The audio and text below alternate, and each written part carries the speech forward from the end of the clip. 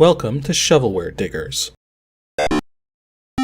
Our dig team is currently excavating the Softkey Shareware 2000 Hit Games 2 CD collection. You can find a link in the video description containing the entire directory structure of this archive. It's the 25th week of the show, and this is what our diggers have lined up for us today. For more information on how to join the dig team, simply head on over to the Patreon page linked in the video description.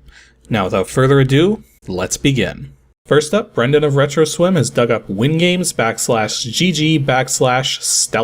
Well, this obviously can't be Stellar 7 if this is a Windows game, so I have no idea. Although there's one game kind of in my mind this could be, but I don't think it's going to be it. So, well, it looks like there might be sound effects. Well, let's start it up. Stellar Explorer. I think I may have played this before. So, version 2.0b by Technological Computer Innovations Corporation. So, TCI. The demo version, not all functions working. $25 for this game. So, this better be really freaking good. Tiles and Tribulations. So, is it seriously advertising a different game as a separate nag screen? That's kind of weird. Okay, so Stellar Explorer. Let's see if we can actually start playing the... Whoa! Look at that. Nifty menus going on here. That was not common for Windows 3.1. Options. 3D effects. Raised, recessed. Let's get some sound effects. Oh. Looks like you don't get sound effects unless you register. That's kinda dumb.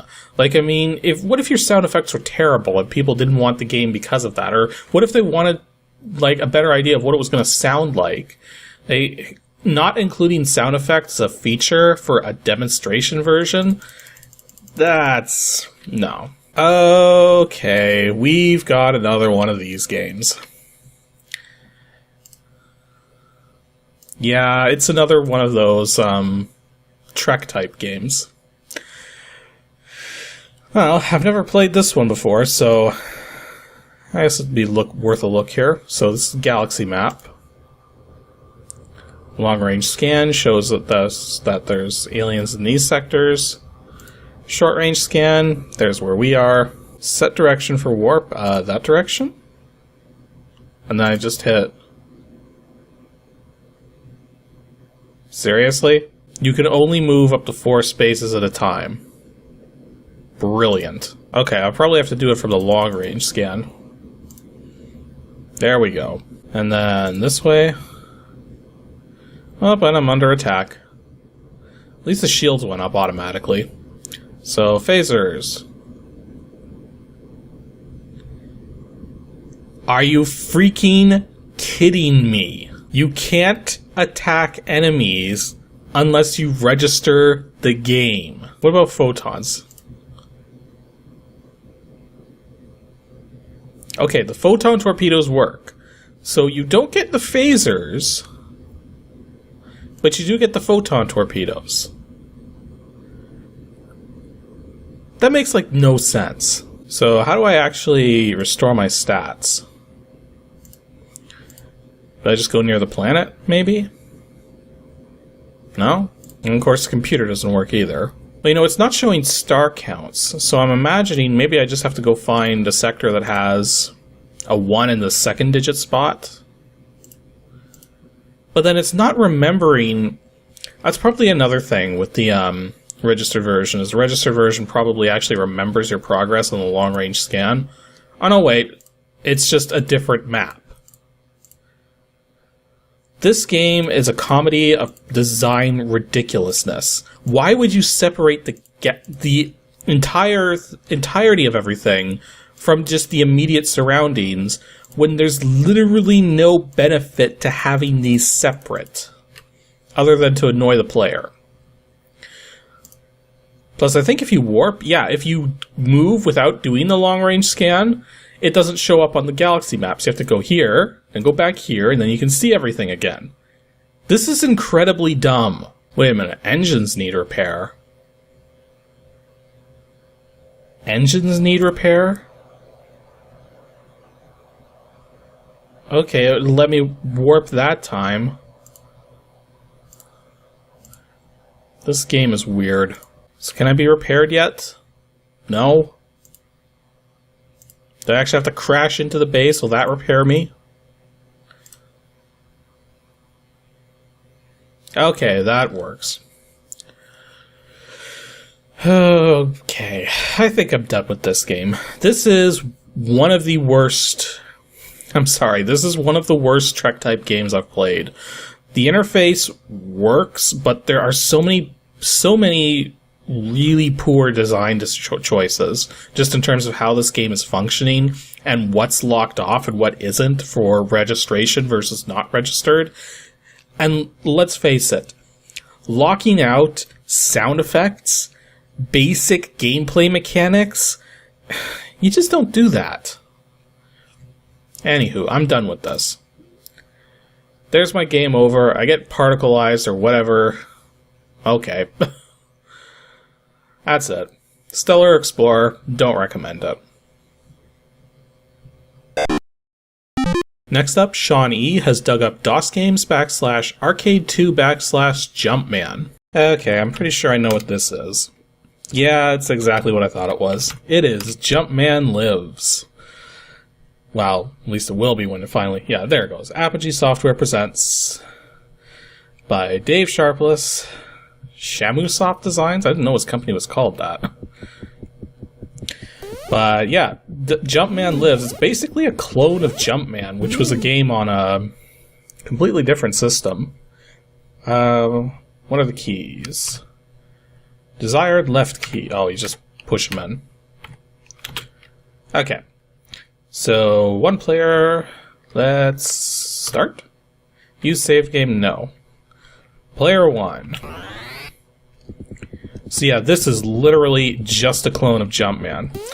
I completely forget what system Jumpman originally came out for, but part of the reason why not every... Whoops. Well, that's interesting. I just realized the sound effects are all ad-lib. But yeah, the reason why not a lot of people are going to know about this, like some people might, but because this is pretty much a... Okay, I called this a clone earlier, but it would be more accurate to say it's just an exact copy. This game is like... It's exactly the same, pretty much.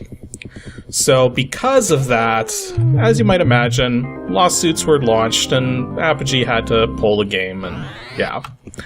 So that's why not a lot of people know about it. But, as you can see, it really did exist.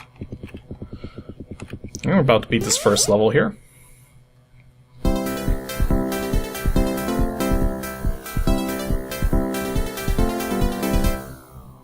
Neat music. So yeah, that's basically all there is to it. The basic premise of Jumpman is just jump through the levels and get stuff. I think you're collecting coins or something like that. They're certainly shaped like coins. Oh, picking them up got the robot's attention.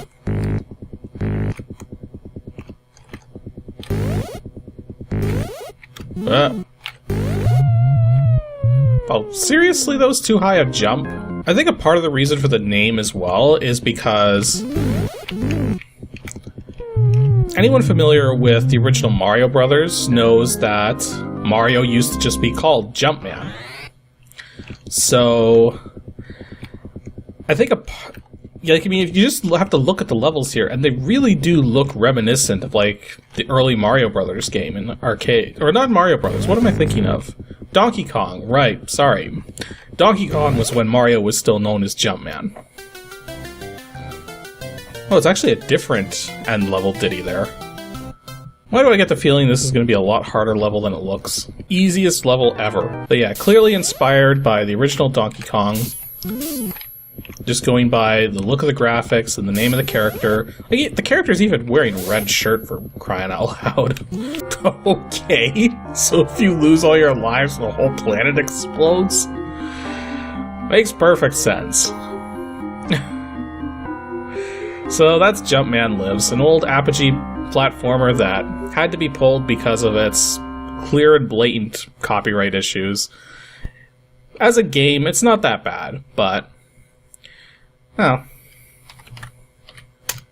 it is what it is. Take it or leave it. And for our last game today, Michael Madsen's dug up WINGAMES /Arcade3 /DGarden. This is in the Arcade 3 folder, and there's actually only 2 games in here, DGarden and M-Man. I'm gonna bet that M-Man, yeah, it even says Micro, so this is definitely another Microman thing. But this is today's dig, so DGarden. I got a readme.txt, Daisy's Garden version 1.0. Programming and developing? Okay. I don't know what these mean. But Frank Burkhardt from Germany. So 1994, exciting game of action and strategy. As if I haven't heard that one a million times, but Daisy hasn't got an easy job. She must pick all fruits and flowers in her garden and has to watch out for the greedy marmot and the annoying grub. Not only this is enough, she must find the right way through the garden, and that's in most cases the most difficult part, because of hundreds of traps being on her way. You know, if it's her garden, then why is it trapped to hell? So, well, let's try playing it. DGarden. Okay. Get some nifty effects. Ooh. I like it when a game actually recognizes different screen sizes, so we can actually play something full screen for once. So, how much was this person asking for registration? It's always an interesting point. So, 15 US, and is also offering discounts for extra passwords. He's calling them passwords. I'm guessing that that's probably like registrations. Well, sort of. Apparently, it's one of these 2-stage registrations.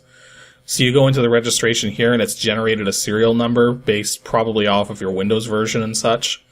So you would send this number in, and then you would get a number related to that to put in as their password, which would actually register it. And this was a method to keep registration codes from being used on more than one system. There's a number of shareware games that did something like this. Another one that did something like this was actually Excelsior, which is a game I covered on ADG. But I'm not entirely certain how well or how badly these kinds of systems did.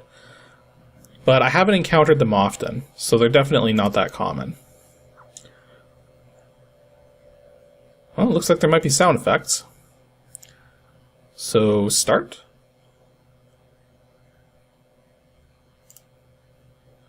Can I start playing? Okay, I figured out what's going on here. This start and garden thing was set to 50.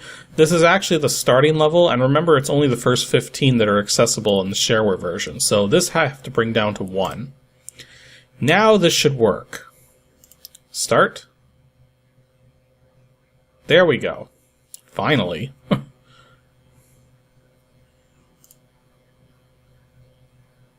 Oh, actually got some animation going on here.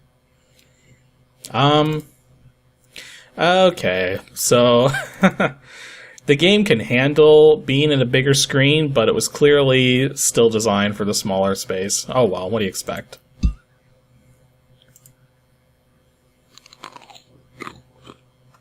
So I'm trying to collect flowers, right?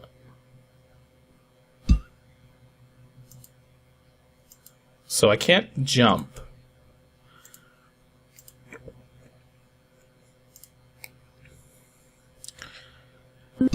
So now I know the game has keyboard control, but right now I'm actually just clicking. And the game seems to have a simple idea about how to do mouse controls. You just basically point to where you want Daisy to move and click, and there you go. I'm not sure what I'm going to do about that, though. I'm guessing time does fall really well. There we go. And it doesn't look like there's fall damage, or if there is fall damage, it has to be from a really high height.